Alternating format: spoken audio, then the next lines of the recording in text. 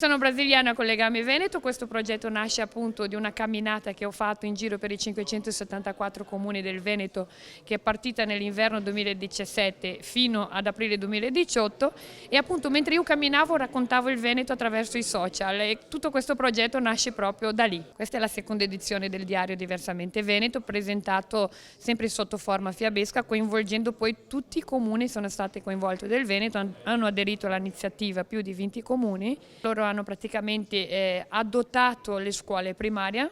All'interno di questi comuni queste scuole avranno in dotazione per questi bambini delle primarie il diario proprio dedicato al 100% al suo comune, raccontando poi la storia.